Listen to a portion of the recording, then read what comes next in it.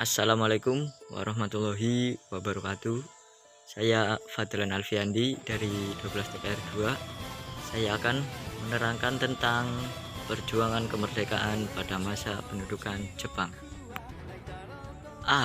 Perjuangan dengan cara kooperatif.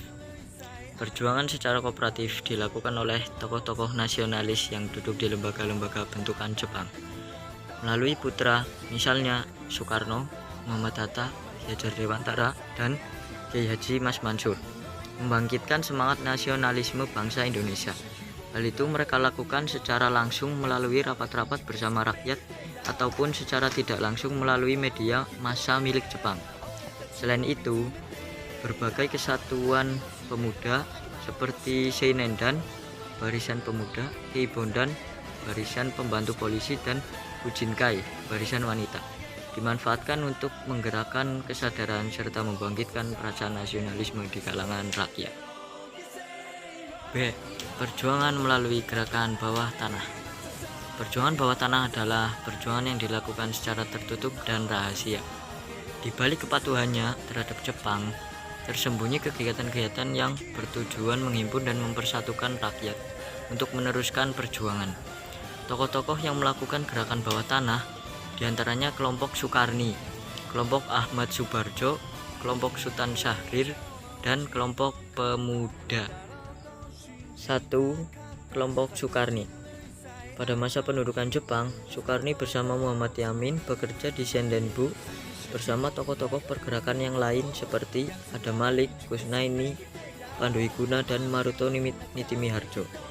Sukarni menggembleng para pemuda untuk berjuang mewujudkan kemerdekaan, menyebarluaskan cita-cita kemerdekaan, menghimpun orang-orang yang berjiwa revolusioner, serta mengungkapkan kebohongan-kebohongan yang dilakukan oleh Jepang.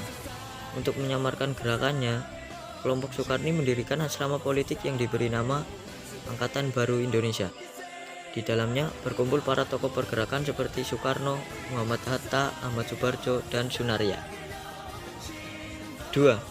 Kelompok Ahmad Subarjo. Pada masa pendudukan Jepang, Ahmad Subarjo menjabat sebagai Kepala Biro Riset Kaigun Bukanfu di Jakarta. Sambil melakukan tugas utamanya di tempat itu, Ahmad Subarjo menghimpun tokoh-tokoh bangsa Indonesia yang bekerja di Angkatan Laut Jepang dan mendirikan asrama pemuda yang bernama Asrama Indonesia Merdeka. Di tempat itu, mereka memberikan pelajaran-pelajaran guna menanamkan semangat nasionalisme di kalangan pemuda. 3. Kelompok Sultan Syahrir. Syahrir yakin Jepang tidak mungkin memenangi perang. Oleh karena itu, menurutnya kaum pergerakan harus menyiapkan diri untuk merebut kemerdekaan di saat yang tepat. Simbol-simbol jaringan gerakan bawah tanah kelompok Syahrir adalah kader-kader PNI baru yang tetap meneruskan pergerakan serta kader-kader muda, yakni para mahasiswa progresif. Ketika mendengar dari radio bahwa Jepang menyerah kepada pasukan sekutu, Syahrir yang didukung para pemuda mendesak Soekarno dan Hatta untuk memproklamasikan kemerdekaan pada 15 Agustus 1945. Syahrir bahkan menyatakan siap dengan masa gerakan bawah tanah untuk melancarkan aksi perebutan kekuasaan sebagai simbol dukungan rakyat. Soekarno dan Hatta yang belum mengetahui berita menyerahnya Jepang tidak merespon Syahrir. 4. Kelompok pemuda. Di Jakarta terdapat 2 kelompok pemuda yang aktif berjuang, yakni mereka yang tinggal di asrama Ika Daikaku dan kelompok pemuda yang terhimpun dalam Badan Permusyawaratan Perwakilan Pelajar Indonesia atau Barperpri. Keduanya bergabung dalam organisasi yang bernama Persatuan Mahasiswa. Mereka tidak mudah ditipu daya oleh propaganda Jepang. C. Perlawanan bersenjata. Selain perlawanan yang dilakukan dengan cara kooperatif dan gerakan bawah tanah, rakyat Indonesia di berbagai wilayah juga melakukan perlawanan bersenjata. Contoh perlawanan bersenjata. 1. Perlawanan rakyat desa Sukamanah di Tasikmalaya. Perlawanan rakyat di Tasikmalaya ini diawali dengan penolakan santri-santri Pondok Pesantren Sukamanah Singaparna pimpinan Kiai Haji Zainal Mustafa untuk melakukan Seikei-rei. Kewajiban Seikei-rei menyinggung perasaan umat Islam Indonesia karena termasuk perbuatan syirik, yaitu menyekutukan Tuhan. Penderitaan rakyat akibat kerja paksa juga mendorong Kiai Haji Zainal Mustafa melakukan perlawanan. Kiai Haji Zainal Mustafa sendiri memimpin perlawanan pada 25 Februari 1944. Karena kekuatan tidak seimbang, perlawanan ini dapat ditumpas Jepang. Banyak pengikut Kiai Haji Zainal Mustafa tewas. Kiai Haji Zainal Mustafa ditangkap dan pada 25 Oktober 1944 ia dihukum mati. Contoh yang kedua, perlawanan rakyat Indramayu. Perlawanan rakyat Indramayu yang terjadi pada April 1944 dilatar belakangi kewajiban menyetorkan sebagian hasil padi dan kerja paksa. Karena tidak terorganisasi dengan baik, perlawanan ini mudah dihentikan oleh tentara Jepang. Yang ketiga, perlawanan PETA di Blitar.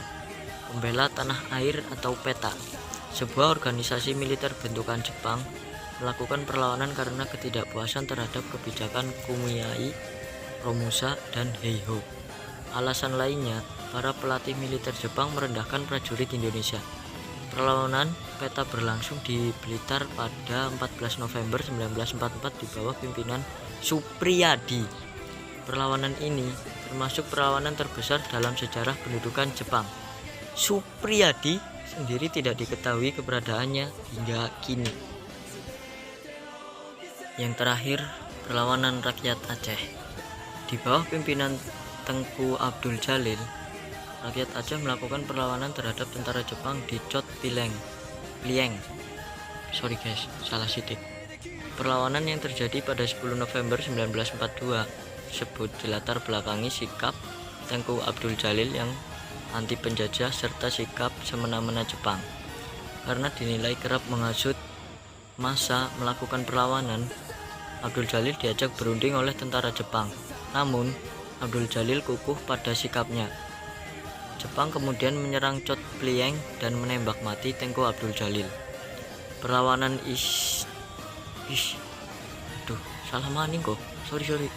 Perlawanan lain di Aceh juga dilakukan oleh anggota Gyugun bernama Teuku Hamid.